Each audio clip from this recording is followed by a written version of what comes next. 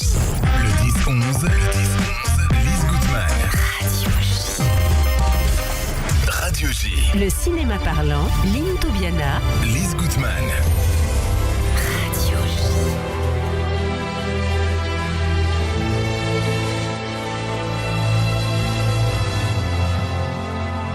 Quel souvenir, la musique de Out of Africa, chère Lynn. Robert Redford vient Redford, oui, le magnifique. Vous aussi, vous étiez amoureuse comme Léa, comme moi, comme tout le monde. Voilà. Bon, ben voilà, c'est une véritable légende du cinéma les nanas sont en deuil. Américain qui est mort. C'était la star hollywoodienne par excellence, acteur, réalisateur, producteur. On lui doit de nombreux films cultes, on ne va pas tous les citer, mais bien sûr L'homme qui murmurait à l'oreille des chevaux, Des gens comme les autres, Jeremiah Johnson, Out of Africa, et puis aussi Butch Cassidy et le Kid et l'Arnaque, où il avait pour partenaire ce magnifique aussi Paul Newman, auquel le Festival de Deauville a rendu hommage. Ah oui. Voilà, je rappelle pour les auditeurs que vous revenez juste du Festival de Deauville, on va en parler. Bien sûr. Alors, c'était aussi un artiste engagé, progressiste, véritable parrain du cinéma indépendant. Et d'ailleurs, c'est grâce à lui qu'a été créé le festival Sundance. Voilà, donc il était déjà venu à Deauville. Il était déjà venu à Deauville, oui, absolument. Et d'ailleurs, il y a 2 ans, il y a un écrivain qui a eu le prix de Barrière, je crois, pour un livre consacré à Robert Redford, un livre magnifique. Il nous manque déjà. Alors, voilà, je peux pas résister parce que évidemment, comme vous dites, Lise, on a toutes été amoureuses sous le charme de Robert Redford, et notamment dans le film Nos plus belles années avec Barbara Streisand. Et on va écouter la chanson The Way We Were du film. On écoute.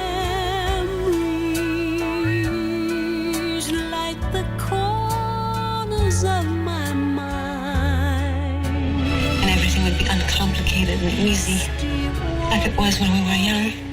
Katie, it was never uncomplicated.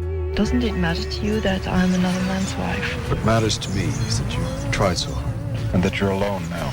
Damn it! You want to die? Do you? All right. I'll jump first. No. Then you jump first. No, I said. What's the matter with you? I can't swim! Voilà, un hommage à Robert Redford. Alors, chère Lynn, comme on le disait, Lynn Toubiana, vous étiez en direct du Festival du film américain de Deauville la semaine dernière. Vous en revenez, le palmarès. Alors, le palmarès. Alors, avant de vous dire le palmarès, je voudrais vous faire écouter un extrait du discours de clôture de la présidente du jury du Festival de Deauville, Golshifteh Farahani, qui est une merveilleuse actrice engagée et qui est vraiment tout à fait dans la même mouvance que Robert Redford. On va l'écouter. Quand les services publics s'effondrent, quand les soignants sont épuisés, quand les professeurs démissionnent, quand les plus fragiles sont envoyés à leur propre isolement, alors nous devons entendre ce que ces films hurlent. Il est encore temps de résister. Il ne s'agit pas de punir, il ne s'agit pas de juger, il s'agit d'écouter. De prendre acte de la violence du monde, mais aussi de ce que le cinéma peut encore faire, rassembler, penser, faire lien, faire les ponts. C'est pourquoi ce soir, à notre toute petite échelle, nous célébrons le cinéma indépendant et tous ces films qui résistent. Des films qui prennent le risque de raconter l'échec, la solitude, la violence, mais aussi le courage, l'amour, l'humour, la rage. Au-delà des palmarès, merci à tous les cinéastes, merci à tous leurs films. Merci. Golshifteh Farahani, qui était donc la présidente du jury. Très beau discours. Oui, alors vous voyez que vraiment, ça fait tout à fait écho au cinéma de Robert Redford, puisqu'il était le véritable parrain du cinéma indépendant américain. Bien sûr. Alors, le palmarès, Lise. Alors, le Grand Prix et le prix de la critique ont été décernés au film The Plague, ça veut dire la peste, de Charlie Pollinger. C'est sur le harcèlement scolaire d'un garçon de 12 ans dont on dit qu'il est atteint de la peste. Alors c'est un film difficile, brillant, produit par et avec l'acteur Joel Edgerton, à qui le festival a rendu aussi hommage. C'est un film choc sur le mal-être d'un adolescent. Alors, Vous avez aimé ce film ? Oui, j'ai aimé ce film. C'est un film difficile qui va sortir, je pense, le 24 décembre. Ah ben, j'avais noté. En effet. Voilà. Alors, je voudrais parler aussi d'un film qui a eu le prix d'Ornano Valenti. Dornano qui était l'ancien maire de Deauville, Michel Dornano. Oui. Alors, c'est Nino de Pauline Loquès. Alors, j'en parle d'autant plus avec plaisir qu'il sort aujourd'hui même sur les écrans. Donc, nos auditeurs peuvent courir le voir. C'est après l'émission. Après l'émission. C'est avec Théodore Pellerin. Oui. Théodore Pellerin, c'est un acteur québécois qui est encore méconnu, mais qui est absolument extraordinaire et qu'on a vu dans d'autres films au cours du Festival de Deauville. Donc, Théodore Pellerin, William Lebguil, Mathieu Amalric, Jeanne Balibar, un bon casting. Alors, c'est l'histoire d'un jeune homme qui se voit diagnostiquer un cancer et qui va déambuler dans Paris durant 3 jours pour se préparer au combat contre le cancer, pour se préparer à son traitement. Alors, c'est un drame qui a le mérite d'être traité avec une grande justesse, une grande délicatesse, sans le pathos qu'on pourrait redouter. Et le personnage de Nino est très touchant, voilà. C'est un film... à voir, vraiment. Au sujet douloureux, mais qui est en réalité une ode à la vie, tout à fait bouleversante. Voilà, un très beau regard aussi sur la ville de Paris, car Nino erre dans Paris, de Stalingrad au centre de soins, du café au métro, comme cela rappelle un peu le film d'Agnès Varda, Cléo de 5 à 7. Oui. On va écouter B. Paris de Yael Naïm.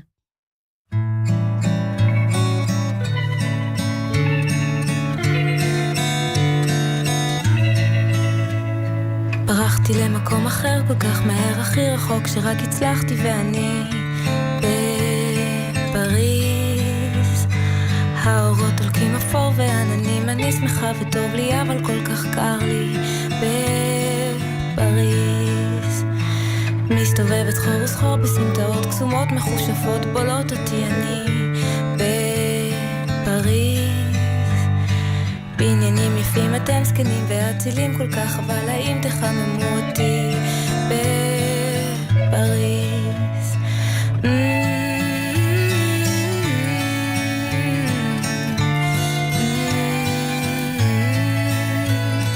Loin de ma maison à Paris.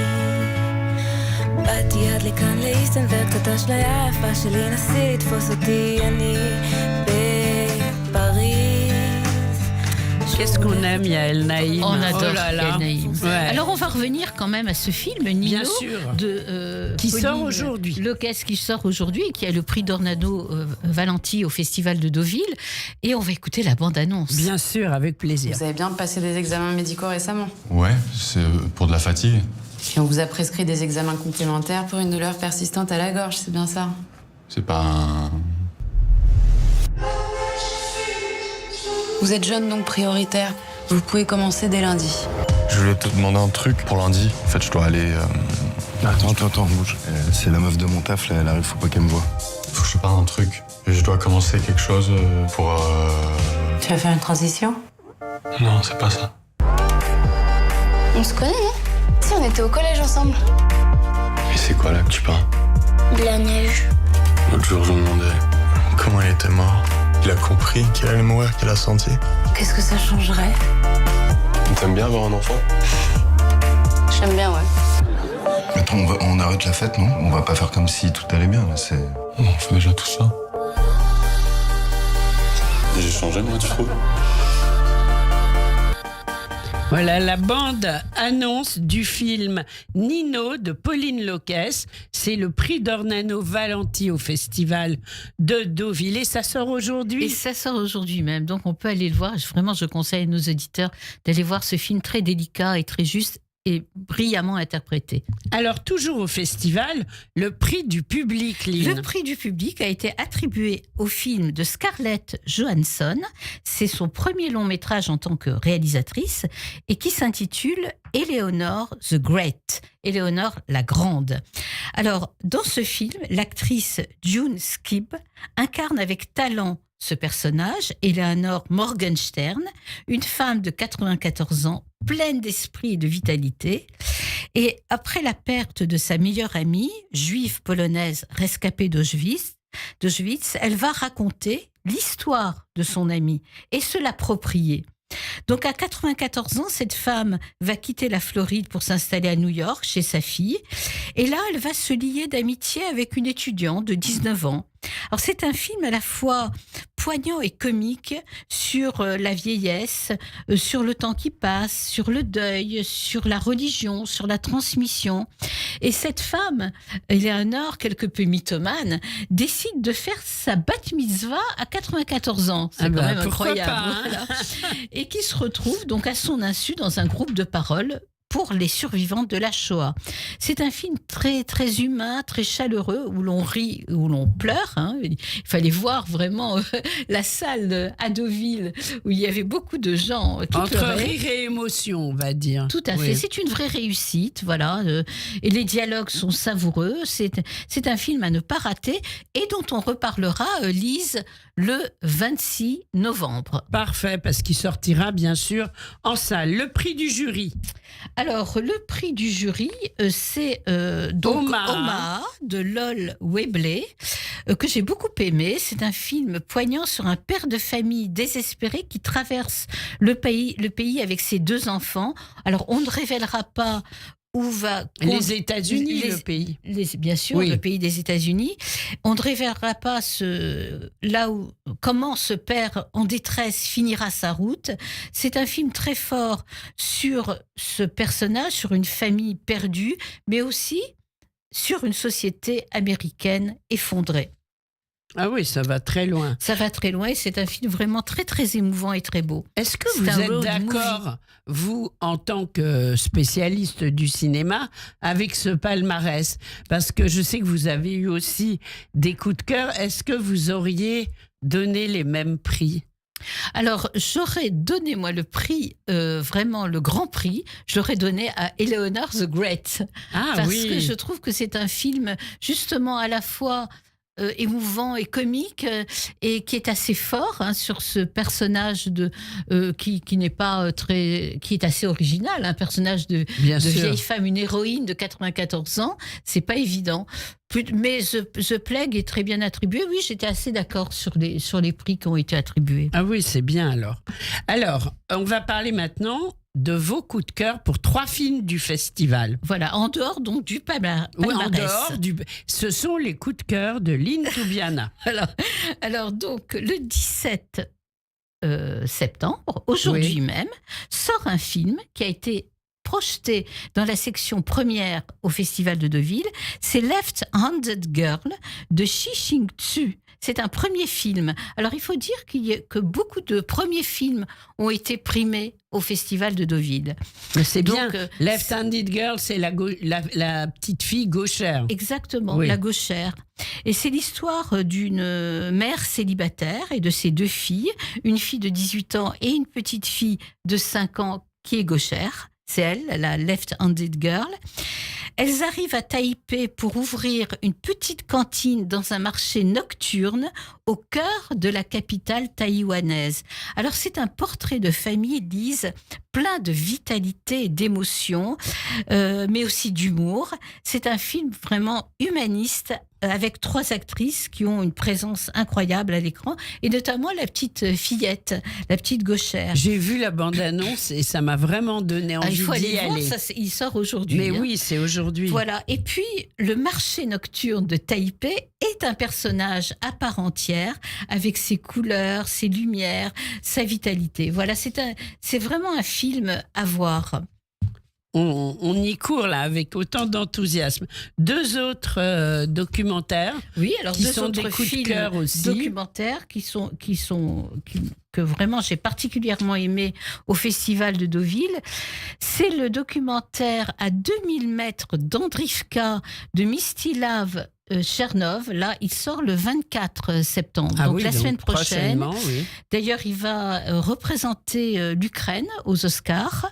C'est un film extraordinaire sur la mission d'un groupe de soldats ukrainiens, à savoir traverser 2 kilomètres de forêt occupée pour libérer des forces russes le village d'Andrivka. Alors, un journaliste les accompagne et il est témoin des ravages de la guerre. C'est un film éminemment courageux sur la cruauté de la guerre. J'ai beaucoup pensé au livre de Céline, Voyage au bout de la nuit, sur les atrocités de la guerre. Donc un documentaire à voir absolument. Oui. Et un autre documentaire qui va intéresser aussi nos auditeurs de Radio J, c'est Holding Liat de Brandon Kramer. C'est un film sur Liat Atzili, une otage israélo-américaine, vous vous souvenez, Lise, qui a été enlevée dans son kibbutz et qui a été donc kidnappée à Gaza et ensuite libérée. Mais son mari a été assassiné. Donc on assiste durant tout le film à la réaction de sa famille confrontée à des divergences de point de vue pour lutter pour sa libération et sur l'avenir d'Israël. Alors, c'est très intéressant de voir justement que tout le monde n'a pas le même point de vue. Bien sûr. C'est un film qui ouvre au débat. Alors ce film suit de très près le père de Liat, et notamment qui tente de conserver ces valeurs de pacifisme et d'humanité, et qui s'est rendu d'ailleurs aux États-Unis pour rencontrer les dirigeants politiques et notamment le président Biden. Voilà, donc c'est un excellent documentaire à voir absolument, et voilà, c'est sur cet otage qui a été libéré. Il sort le 16 février. Donc on a le temps 2026, voilà. Oui. On aura le temps d'en reparler en espérant que d'ici là, il y aura eu peut-être, on ne sait pas, d'autres otages libérés. Hein, on peut l'espérer. On peut l'espérer. Alors, tout de suite, on va écouter Barbara Streisand, Avinu Malkainu.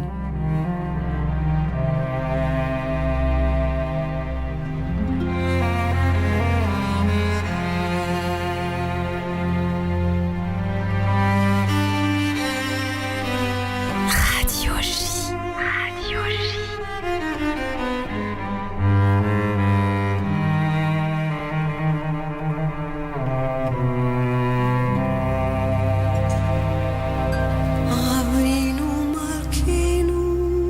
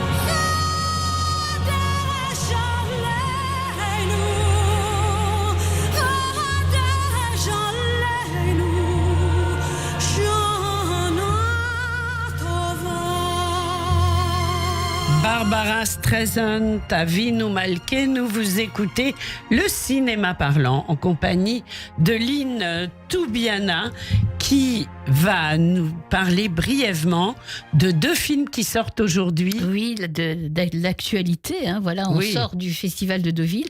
Alors c'est évidemment le film de Nadav Lapid qui s'intitule Oui, c'est son 5e film, il sort aujourd'hui. Alors évidemment, quand on parle du cinéma de Nadav Lapid, c'est un film choc. Oui. Ben voilà, nous sommes en Israël au lendemain du 7 octobre. Un musicien et sa femme danseuse, sorte de personnages bouffons, de gigolos, qui se débrouillent comme ils peuvent pour vivre. Mais un jour, le musicien se voit confier une grande mission, mettre en musique un nouvel hymne national pour soutenir le moral de Tsahal. Voilà, c'est un film évidemment satirique sur les dirigeants du pays. C'est un film qui dénonce l'ordre militaire dans une sorte de farce délirante et mortifère, et évidemment extrêmement subversive. Oui. Voilà, il s'agit ici. Voilà, on connaît Nadav Lapid, l'enfant terrible du cinéma israélien. Oui. Il s'agit ici du portrait féroce donc d'une société israélienne assoiffée de vengeance après l'attaque du Hamas du 7 octobre. Donc c'est un film dérangeant mais qui frappe fort à la mise en scène survoltée. C'est tout de même un grand cinéaste. Voilà, on peut être ne pas être d'accord, mais il faut reconnaître son talent. Les Tourmentés de Lucas Belvaux. Lucas Belvaux que nous avons reçu. Hein, mais oui, bien sûr. Au micro de Radio J, qui a été le président du jury du prix de la citoyenneté. Lucas Belvaux a adapté son roman avec Nils Schneider et Ramzi Bedia. C'est un film noir, oppressant, sur une chasse à l'homme, macabre, organisée par une femme riche. Alors c'est un polar, un très bon polar, totalement diabolique et extrêmement bien maîtrisé de Lucas Belvaux. Donc à voir. Il sort également aujourd'hui même. Voilà, à voir absolument. Quant à nous, on se retrouve dans 2 semaines après Rosh Hashanah. Alors chère Lynn, Shana Tova ou Metuka. Shana Tova, Lise. Et Shana Tova à nos auditeurs. Bien sûr, à tout le monde. Et merci beaucoup pour ce brillant compte-rendu du festival. À très vite, merci. On jette dans l'eau vive d'un ruisseau et qui laisse derrière elle. Voilà, donc ça c'est la musique du Festival de Deauville, la musique emblématique du festival qu'on écoutait tout le temps avant chaque projection et qui est magnifique. Michel Legrand, ça met les larmes aux yeux. Waouh! Un ballon de carnaval, comme le chemin de ronde que font sans cesse les heures, le voyage autour du monde. Vous écoutez Radio J. Radio J. Sur le site radioj.fr, sur la page Facebook de Radio J et sur l'appli Radio J.